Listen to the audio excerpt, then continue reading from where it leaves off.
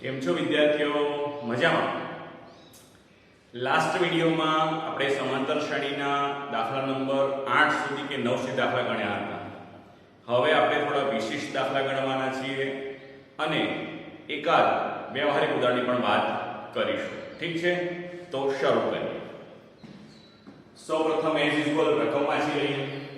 જો an બરાબર 3 4n સ્વરૂપ હોય તો સાબિત કરો કે તે સમાંતર શ્રેણીનું નિર્માણ કરે છે.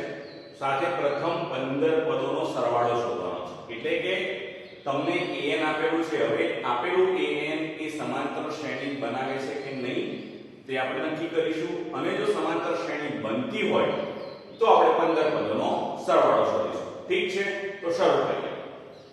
તો પહેલા આપણે આપ્યું છે an અને માટે an બરાબર 3 4n. ઠીક છે, હવે આમાંથી આપણે પ્રથમ પદ, બીજું પદ, ત્રીજું પદ શોધીશું અને એમનો બે ક્રમિક પદોનો તફાવત સરખો છે કે નહીં તે પહેલા જોઈશું. જો સરખો આવે તો આપેલું an એ સમાંતર શ્રેણી બનાવે છે તેવું નક્કી થશે અને પછી આપણે 15 પદોનો સરવાળો શોધીશું. તો પહેલા આપણે પ્રથમ પદ શોધવું પડશે, એટલે કે n બરાબર આપણે 1 લેવા પડશે. એટલે કે 3 4 1 એટલે 3 4 કેટલા મળશે? 7. એટલે કે આપણા a1 બરાબર 7 છે. તે જ રીતે a2 મેળવીશું તો a2 બરાબર 3 4 2 બરાબર 3 8 એટલે કે 11. એટલે આપણને a2 કેટલા મળ્યા? 11 મળ્યા. તે જ રીતે આપણે a3 પણ મેળવીશું તો a3 બરાબર 3 4 3 અને માટે a3 બરાબર 3 12 અને માટે a3 બરાબર 15. હવે આપણે શું કરીશું? તો આમનો આ ત્રણ પદ મળી ગયા છે, આ રીતે ક્રમ ચાલ્યા કરશે. એટલે આપણે હવે શું કરીશું? સામાન્ય તફાવત શોધીશું. અને માટે d બરાબર a2 a1 અથવા તો d બરાબર a3 a2 આવું થવું જોઈએ. ચલો ચેક કરીએ. માટે d બરાબર 11 માંથી 7 જશે એટલે 4 મળશે, એટલે કે d બરાબર 4 છે. ઠીક છે. બીજું અહીંયા આપણે કરીશું d બરાબર 15 ઓછા 11 અને માટે d બરાબર 4. હવે તમે જુઓ કે અહીંયા આગળ ક્રમિક તફાવત કેવો છે? સરખો છે. એટલે માટે એવું કહી શકાય કે માટે a2 a1 બરાબર a3 a2 હોવાથી આપેલ an સમાંતર શ્રેણીનું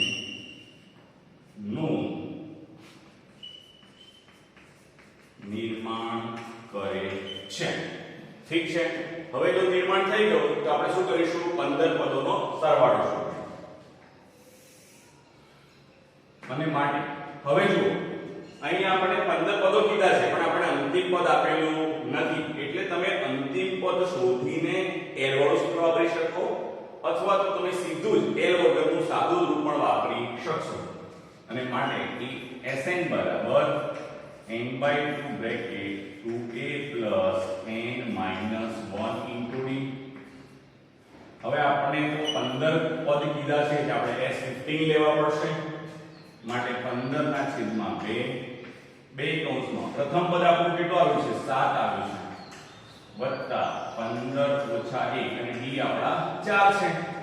બરાબર છે. તો થશે કે 15 ભાગ્યા 2 કૌંસમાં 7 * 2 14 વત્તા 15 માંથી 1 જશે એટલે 4 એટલે 14 ગુણ્યા 4 કેટલા થશે? 56. બરાબર છે. એટલે કે 15 છેદમાં 2 ગુણાકાર 56 ને 14 કેટલા થશે? 70 થશે. ઠીક છે. હવે આપણે અહીંયા છેદ ઉડાડી શકીશું એટલે આપણને કેટલા મળશે? 35 મળશે. માટે 15 ગુણ્યા 35.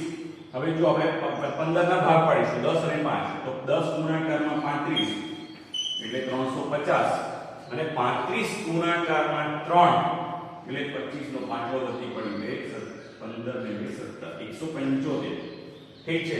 હવે ઉમેરી દઈએ તો 400 અને 125 કેટલા થશે? 525. એટલે કે પ્રથમ 15 પદોનો સરવાળો આપણને 525 મળશે. ઠીક છે.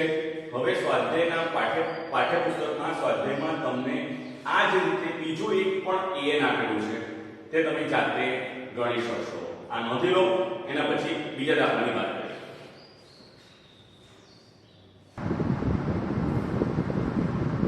ચલો ત્યારે હવે નવો દાખલો. પહેલા દાખલો વાંચી લઈએ. જો કોઈ શ્રેણીના n પદોનો સરવાળો Sn બરાબર n n² હોય તો તેનું પ્રથમ પદ કયું હશે? પ્રથમ બે પદોનો સરવાળો કેટલો હશે? બીજું પદ કયું હશે? ત્રીજું પદ, દસમું પદ અને nમું પદ શોધો. હવે આપણે આ દાખલામાં થોડી ઘણી વિશેષતાઓની પણ વાત કરવાના છીએ, એટલે બહુ ધ્યાનથી સમજજો, કારણ કે આમાં અટપટી થોડી ગોળ ગોળ ફેરવીની ગણતરી કરવાની છે, એટલે જરા ધ્યાન આપજો. ઠીક છે. સાથે એકાદ શોર્ટકટ પણ આપીશું, જેથી કરીને તમે સીધો જ દાખલાનો જવાબ લાવી શકો. ચલો ત્યારે શરૂ કરીએ. તો પહેલા આપણે Sn આપીશું, લખી નાખીએ. અને માટે Sn બરાબર 4n - n². હવે આપણે પ્રથમ પદ જોઈએ છે. હવે તમારે એ વસ્તુ ખાસ સમજવી જોઈએ કે પ્રથમ પદ અને પ્રથમ પદનો સરવાળો બંને એક જ છે, મતલબ કે a1 અને s1 એક જ છે. આ પહેલું સમજ પડવી જોઈએ.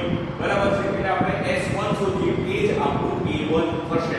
ઠીક છે. માટે આપણે n બરાબર 1 લઈશું અને માટે s1 બરાબર 4 બ્રેકેટ 1 માઈનસ 1², કારણ કે આપણે એની જગ્યાએ 1 લઈશું. હવે s1 એ આપણા a1 છે, માટે અહીંયા a1 લખી દઈશું. માટે 4 - 1 અને માટે a1 બરાબર 2. એટલે કે આપણે પ્રથમ પદ મળી ગયું. સમજી ગયા? અહીંયા નોંધ લખીશું, કારણ કે s1 બરાબર a1. ઠીક છે. એટલે આપણે સમજ પણ પડે. ચલો હવે આપણે બીજું પદ શોધવું છે, પણ આપણી પાસે શું છે? માત્ર Sn છે, એટલે કે આપણે પહેલા બે પદોનો સરવાળો શોધીશું અને એમાંથી આપણે બીજું પદ લાવીશું. ઠીક છે. તો શરૂ કરીએ. માટે s2 બરાબર બે પદોનો સરવાળો 4 * 2 - 2², કારણ કે n બરાબર આપણે 2 લઈશું અને માટે 4 * 2 = 8 અને 2 નો વર્ગ કેટલો થશે? 4. માટે આમાંથી 4 થશે 4. માટે s2 બરાબર 4. હવે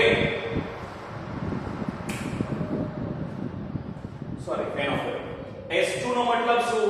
કે પ્રથમ બે પદોનો સરવાળો. હવે જરા સમજીએ. અને માટે s2 બરાબર આપણે a2 + a1 કહી શકીએ. બરાબર ને? બે પદોનો સરવાળો એટલે a2 + a1. હવે આપણી પાસે s2 છે, a1 છે, તો આપણને a2 મળી જશે અને માટે આ s2 ની કિંમત આપણે 4 લઈશું. a2 આપણી પાસે નથી અને a1 કેટલા આવ્યા છે? 3. અને માટે a2 બરાબર 4 - 3 અને માટે a2 બરાબર 1.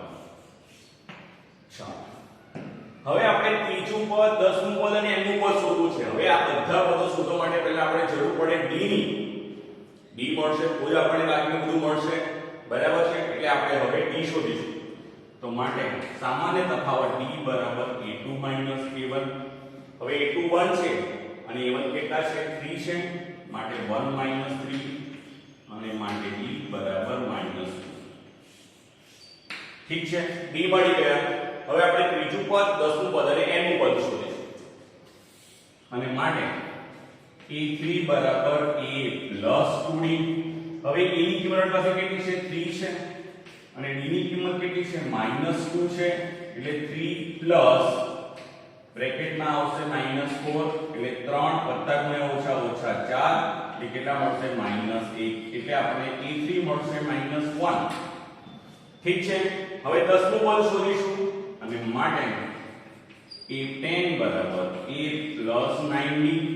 હવે a તરીકે આપણી પાસે કેટલા છે? 3 છે અને d બરાબર કેટલા છે? -2 છે. માટે 3 વત્તા ગુણ્યા ઓછા ઓછા 9 * 18 એટલે આપણને a10 બરાબર કેટલા મળશે? -15 મળશે. ચલો હવે આપણે nમું પદ પણ શોધી લઈએ. ઠીક છે. તો nમા પદમાં શું થશે? કે an બરાબર a + n - 1 * d. હવે અહીંયા મૂકી શકીશું નહીં, બરાબર છે. એટલે a તરીકે આપણી પાસે 3 છે અને d બરાબર આપણી પાસે કેટલા આવ્યા છે -2. અહીંયા જરા ખાસ ધ્યાન આપજો કે આપણે -2 ને કૌંસમાં મૂકવાના છે. જો તમે -2 સીધા મૂકી દેશો તો તમે ચોક્કસ ભૂલ કરવાના જ છો. એટલે મહેરબાની કરીને અહીંયા આગળ કૌંસ મૂકવાનું ભૂલતા નહીં. ચલો હવે 3 વત્તા -2 ગુણ્યા પ્લસ એટલે માઈનસ ઇન્ટુ પ્લસ માઈનસ અને અહીંયા 2n આવશે. એ જ રીતે માઈનસ ઇન્ટુ માઈનસ પ્લસ અને 2 એકા 2 આવશે. હવે 3 વત્તા 2 5 માઈનસ 2n. તો આ થઈ ગયું તમારું અંતિમ પદ. ઠીક છે. આ રીતે તમને મળશે એટલે કે તમારે આટલી લાંબી પ્રોસેસ કરવી પડશે. એટલીસ્ટ તમારે પહેલા a1 લાવવું પડશે, a2 લાવવું પડશે, d લાવવું પડશે અને પછી કદાચ તમે સીધો an પણ લાવી શકો. પણ Sn માંથી સીધા જ an પણ મેળવી શકાય, બરાબર છે. એટલે રીત નંબર 2 થઈ. એટલે આપણે રીત નંબર 2 ની પણ વાત કરીશું. પહેલા આટલું નોંધી લો અને પછી આપણે રીત નંબર 2 ની વાત કરીશું. અને એ ખૂબ જ કામની, કારણ કે તમે એમાં આ બધી મગજમારી કર્યા વગર સીધા જ an મેળવી અને તમામ પદ મેળવી શકશો. ઠીક છે. તો નોંધી લો પછી શરૂ કરીએ.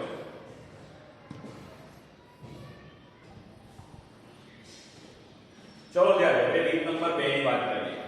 તો આપણને જ્યારે Sn આપ્યું હોય તો આપણે Sn માંથી સીધા જ આપણે અંતિમ પદ an ને મેળવી શકીએ છીએ. સૂત્ર કંઈક આવું છે. માટે an બરાબર Sn માઈનસ Sn માઈનસ 1. હવે આપણે આ સૂત્રમાં જ્યાં n છે ત્યાં n અને બીજી વાર n ની જગ્યાએ આપણે n માઈનસ 1 મૂકીશું અને પછી આપણે જવાબ મેળવીશું. તો પહેલા આવશે 4n માઈનસ n² કારણ કે આપણે Sn મૂળ જે છે તે જ લેવાના છે. અને બીજી વારમાં જ્યાં n છે ત્યાં આપણે n માઈનસ 1 લઈશું. માટે કૌંસમાં 4 કૌંસમાં n માઈનસ 1 પ્લસ સોરી ની માઈનસ છે minus n minus 1 whole square. ઠીક છે. ચલો હવે આગળ. તો પહેલો કૌંસ આપણે જોડી દઈશું એટલે 4n માઈનસ n² થશે માઈનસ હજુ આપણે કૌંસમાં રાખીશું 4 ગુણાકારમાં n એટલે 4n plus into minus minus અને 4 એકા 4 ઓછા. હવે n માઈનસ 1 આખાનો વર્ગ એટલે કે a માઈનસ b આખાનો વર્ગ આપણે લઈશું એટલે આપણને મળશે n² માઈનસ 2n પ્લસ 1. ઠીક છે. ચલો હવે જો વિસ્તરણ કરીશું. માટે 4n માઈનસ n² માઈનસ કૌંસમાં 4n minus 4 minus n² minus into plus minus into minus plus 2n અને માઈનસ ઇન્ટુ પ્લસ માઈનસ અને અહીંયા આવશે 1. ઠીક છે. ચલો તો હવે 4n minus n² minus 4n આપણે કાકો કૌંસ ખોલીએ છીએ. આગળ માઈનસ છે અંદર બધાની નિશાની બદલાઈ જશે. ઠીક છે. એટલે કે 4n plus 4 plus n² minus 2n plus 1. ચલો હવે n² કેન્સલ થઈ જશે. ઠીક છે. આ 4n કેન્સલ થઈ જશે એટલે આપણી પાસે શું રહેશે 4 માઈનસ 2n અને પ્લસ 1 એટલે 4 વત્તા 1 5 અને માઈનસ 2n. હમણાં આપણે આગળ મેળવ્યું તે જ મળી ગયું. હવે આપણે આમાં પહેલું પદ એટલે કે 1, બીજા પદ એટલે 2, ત્રીજું પદ એટલે n તરીકે 3, દસમું પદ એટલે n તરીકે 10 આપણે મૂકીને અલગ અલગ પદ મેળવી શકીશું અને આપણું કામ કેવું થઈ જશે સહેલું થઈ જશે. તો આ એક રીત પણ એવી છે. બીજું તમારે આ વસ્તુ યાદ રાખવાનું છે કારણ કે ઘણીવાર આવો પ્રશ્ન MCQ માં પણ પૂછી શકાય. બરાબર છે. તમને n પદોનો સરવાળો આપી દે અને એવું કે એનું n નું પદ શું હશે તે દર્શાવો તો તમે આ રીતે કરી શકશો. બરાબર છે. અથવા તો તમને Sn આપે અને એવું કે આ શ્રેણીનું 10મું પદ કયું હશે તે જણાવો તો તમારે પહેલા an તો શોધવો જ રહ્યો, ત્યારબાદ જ તમે 10મું પદ શોધી શકશો અને આ રીતે તમે સરળતાથી an એટલે કે અંતિમ પદ શોધી શકશો. બરાબર છે. હવે આગળનો પાર્ટ તમે થોડી જરા જાતે પ્રેક્ટિસ કરજો અને પછી આપણે આગળનો દાખલો લઈએ ત્યાં સુધી નોંધી લો.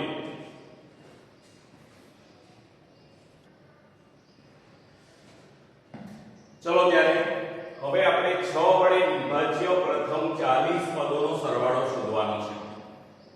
તો આપણી પાસે નથી a કે નથી d, n છે 40, બરાબર છે.